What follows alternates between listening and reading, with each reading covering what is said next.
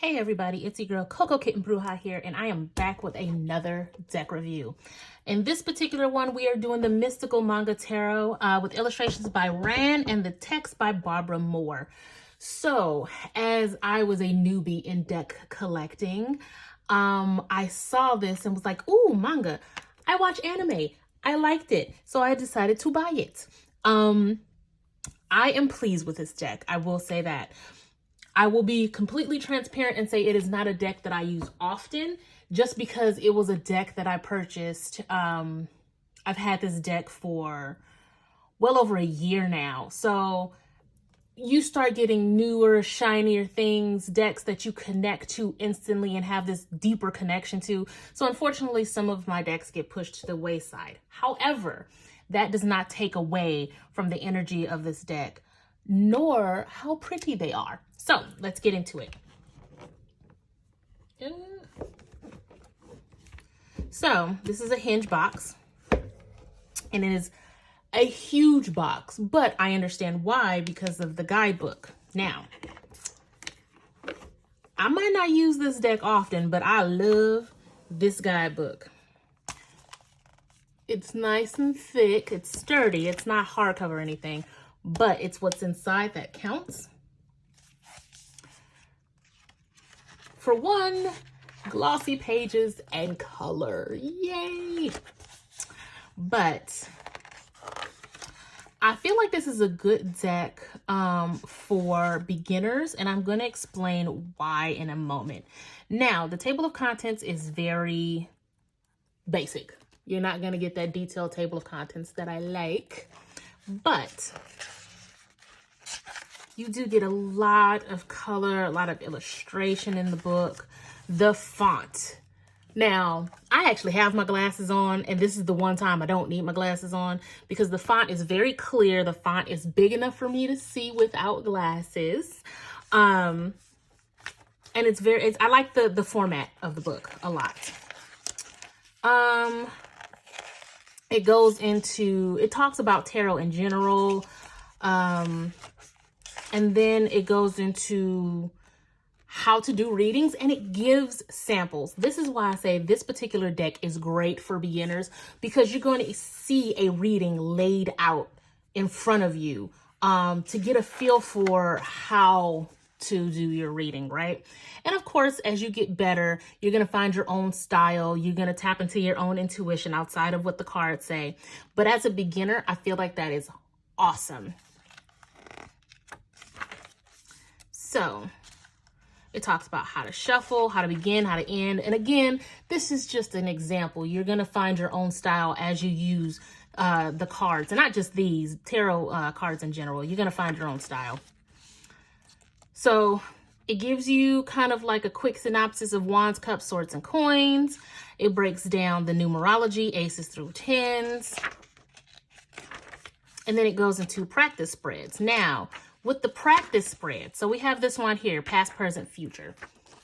It gives you an example of a past, present, future spread, and then it explains it so you can get an understanding of how you should do a reading with this past, present, future spread, right?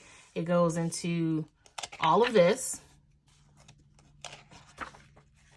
and then it gives you another spread, and then it gives you the sample reading. So I think it's all like really cool because you can get a feel for how to use tarot if you are that much of a beginner. All other skill levels, you already know what it is. You already have your own style. You're using the cards because you like the way they look. You like the energy that's attached to them, right? So now we just go into all of the different spreads that they offer. Now we're getting into the major arcana, right? So it actually explains the major arcana when it comes down to the Fool's Journey. And then we go right into the card. Now, there's not a lot that goes on when it comes to the breakdown of the card. It's very basic, but you get the full picture in color.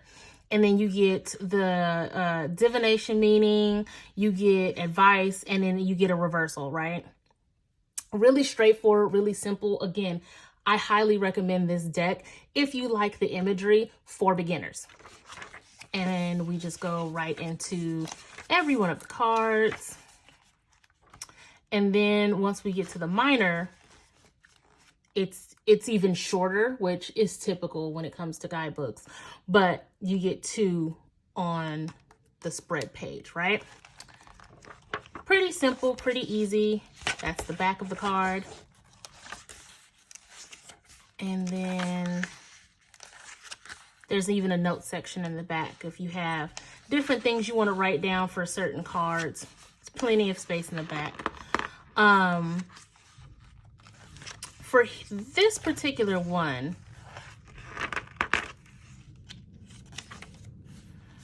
it has an appendix to the Fool's Journey, which is also really good because the whole Fool's Journey is really a testament to like spiritual awakening and all this other kind of stuff.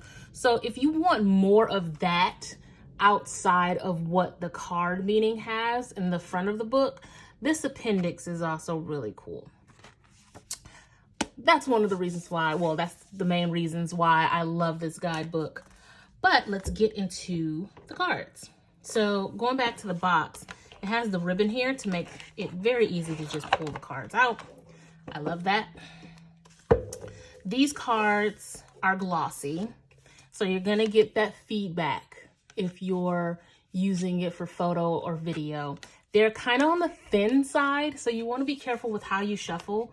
And of course, the typical size for a tarot card, like a playing card. Now, here is the imagery. There's a lot going on, so sometimes you have to like really look at the card, and then the font is kind of small on the card. But I do love the energy that comes from these cards. I feel like they're very whimsical. I love the High Priestess. It's manga, so you're not going to get too much diversity, but I like them. One thing I will say about the minor arcana, not all of them are labeled, so you have to pay attention to what you're looking at for you beginners. And I will get to that in 1 second. Let me know how you feel about this particular deck. Is it something that you like? Are you into anime? What's your favorite anime? I would love to know. I'm a little mix of old school and new school. So Sailor Moon will always be my #1 jam, but My Hero Academia is my heart. Like Todoroki, that's my baby. But let me know what you like in the comments.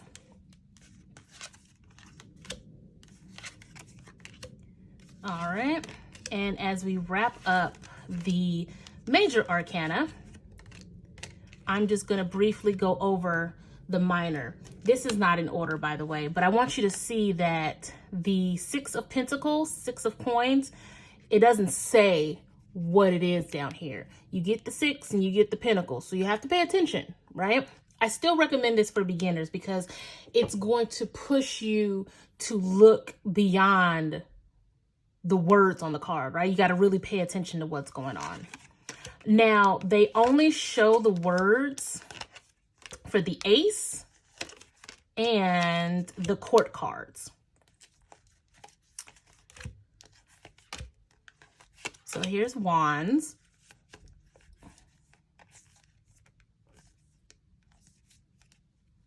And then we have Cups.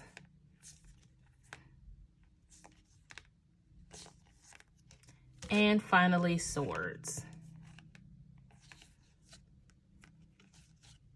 So let me know how you guys feel about these cards. Do you like them? Do you not like them? Is manga and anime really not your cup of tea? Do you go bananas over anime and manga? Let me know. Hit the like, hit the subscribe for more deck reviews, more collective readings, and other fun stuff on the way. Make sure you guys check me out at cocokittenbruja.com if you'd like a personal reading. And then you can always check out all of my awesome resin art over at Prism by CKB. Lots of spiritual items, lots of non-spiritual items. It's a little bit of everything for everybody, right? If you'd like an email reading, you can also DM me at Coco Kitten Bruja across all social media, and I will be happy to assist you. All right, guys, until next time, peace.